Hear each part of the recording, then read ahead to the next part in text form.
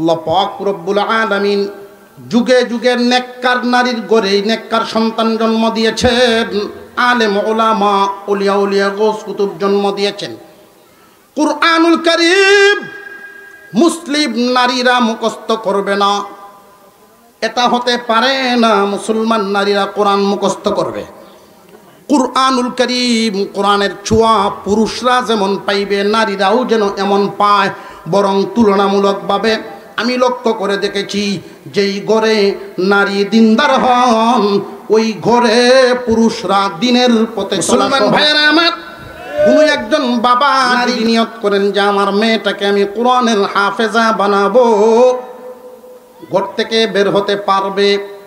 কুরআনুল কারীমের হাফেজা যদি আপনার সন্তান আপনার মেয়েটাকে বানান, আল্লাহর কাছে দোয়া করবেন, আল্লাহ আমার মেয়েটাকে হাফেজা বানাইলাম, তার গর্ভ থেকে তুমি এমন বংশধর দিও যাদের উসিলায় কিয়ামতে নাজাত মিলবে।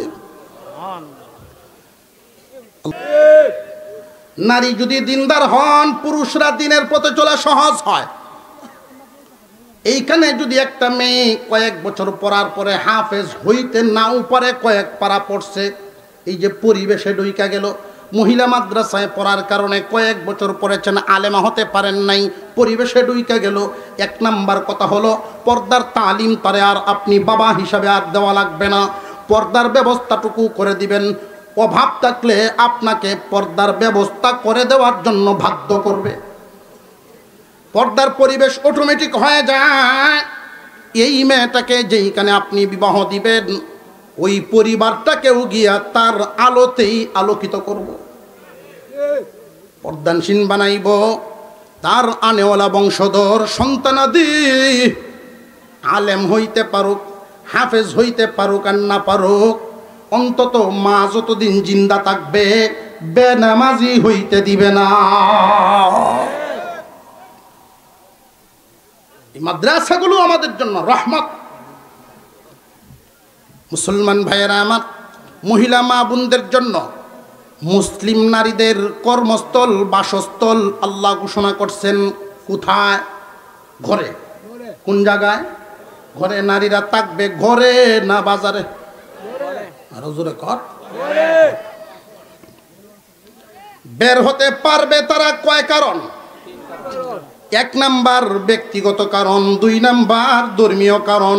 হজ করত, ওয়াজ শুনতো যেমন লাগে, ধর্মীয় কারণে শিক্ষা হাসিলের জন্য বের হতে পারবে।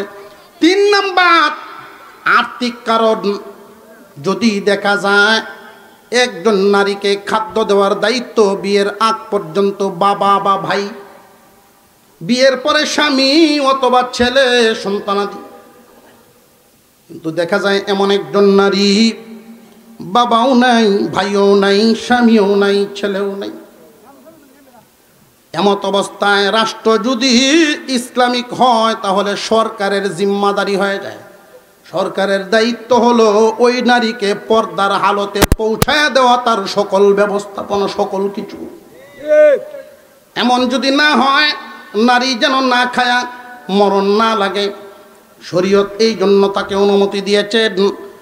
তোমার বাবাও নাই, ভাইও নাই, স্বামীও নাই, ছেলেও নাই, রাষ্ট্রেও তোমার দেয় না। এমত অবস্থায় মাগো তোমার চাহিদা পূরণ করার জন্য ক্ষুধা নিবারণ করবা, খাদ্য যোগাইবা, কাপড় বস্ত্র যোগাইবা, ইজ্জতের সাথে যেন তুমি থাকতে পারো। আর্থিক কারণে ঘর থেকে বের হওয়ার অনুমতি। যে সমস্ত নারীরা চাকরি করেন সরকারি বা বেসরকারি বিভিন্ন ফ্যাক্টরিতে, বিভিন্ন কোম্পানিতে চাকরি করেন, স্বামীও চাকরি করে, বিবিও চাকরি করে, এরা কি এই মাসলাত পড়ে না মাসলার বাইরে? কথা বুঝে আসছে আপনাদের? বাবাও নাই, ভাইও নাই, স্বামীও নাই, ছেলেও নাই, কে তারে খাদ্য দিবে? রাষ্ট্রেও দেয় না। এমত অবস্থায় একজন নারী অর্থ যোগানোর জন্য, কাজ করার জন্য পরের বাড়ির কাজ কাম করবে, ঘর থেকে বের হতে পারবে। কিন্তু এখন স্বামীর বেতন 1.5 লাখ, বউয়ে ভাই 50,000। এই যে বউয়ে চাকরিটা করে, এটা কি অভাব দূর করার জন্য না মনের রঙিন স্বপ্নে পূরণের জন্য? মনের রঙিন স্বপ্ন পূরণের জন্য। ইহুদি খ্রিস্টানদের মতো করে কাঁধে কাঁধ মিলাইয়া উন্নত রাষ্ট্রে পরিণত হওয়ার স্বপ্ন দেখে। উন্নত তো এই উন্নত যে সমস্ত লোকেরা ওই সমস্ত স্লোগান দেয় মুসলিম জাতিকে তারা অপসংস্কৃতি শিখাইতে চায়। মুসলমান মেয়েদেরকে শিক্ষিত করবেন প্রথমেই কোরআন শিক্ষা, ইলমে দ্বীন শিক্ষা। মাদ্রাসার লাইনে পড়াশোনা না করাইয়া যারা ভিন্ন লাইনে দুনিয়ার লাইনে বড় করতে চান, লক্ষ্য করে দেখবেন একজন নারীকে একটা মেয়েকে আপনি জেনারেল লাইনে পড়াতে পারবেন। কোনো বাবাই যদি স্বপ্ন দেখেন কোরআনের হাফেজ আমার মেয়ে হয়েছে, দিন শিক্ষা অর্জন করেছে, আমার স্বপ্ন হইল একজন মহিলা ডাক্তার বানাবো, বানান। তবে আপনি যে মুসলমান, আপনার মেয়ে যে মুসলমান, এটা ভুলে গিয়া বানাবেন না। মুসলমানি টিকরাইকা যদি বানাইতে পারেন বানান, কিন্তু মুসলমানি বেটিক করে আইন কানুন বাদ দিয়া এই দুনিয়ার শীর্ষ সার্টিফিকেট অর্জন করার দরকার না।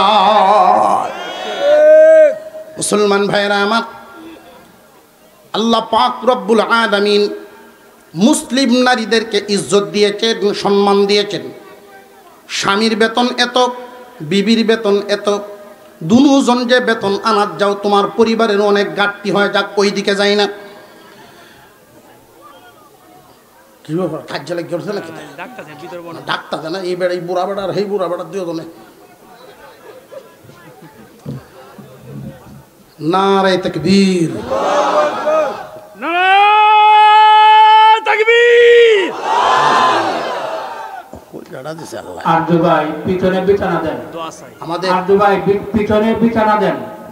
আচ্ছা ওই দিক দিয়ে তো ডুবা ডাবা না, সমান জায়গা পিছনে।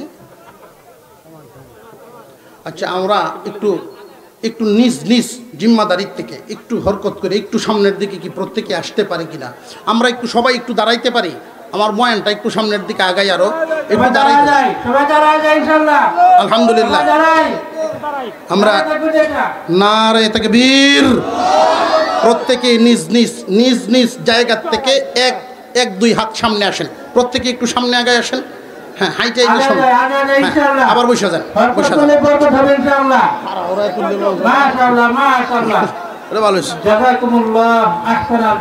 মাশাআল্লাহ, আলহামদুলিল্লাহ।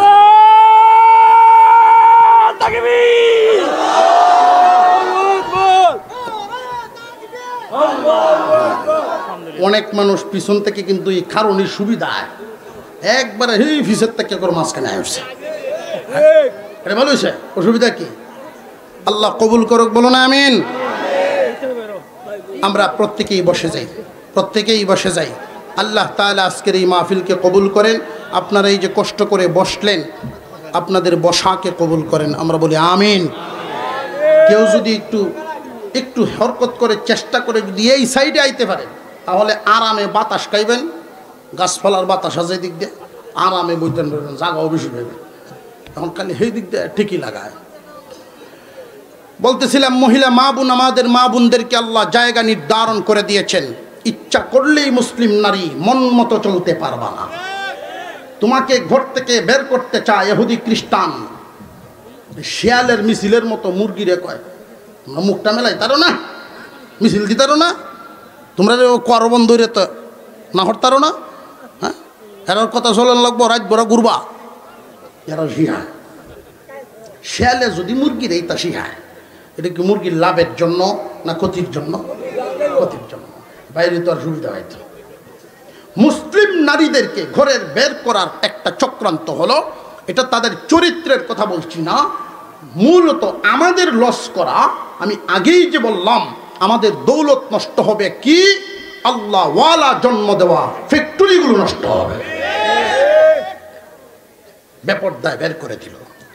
উচ্চ শিক্ষা আধুনিকতার ছোঁয়া, ডিজিটাল হাওয়ার নামে অবস্থাটা কি, লাভের তুলনায় লস বেশি। মুসলমান ইমানদার ভাইয়ারা আমার, মনোযোগের সাথে কয়েকটা কথা শুনবেন। এক নাম্বার, মহিলা মা বোনদেরকে আল্লাহ পাক জায়গা নির্ধারণ করে দিয়েছেন। মুসলিম নারীরা থাকবে তাদের ঘরে, বের হবে না।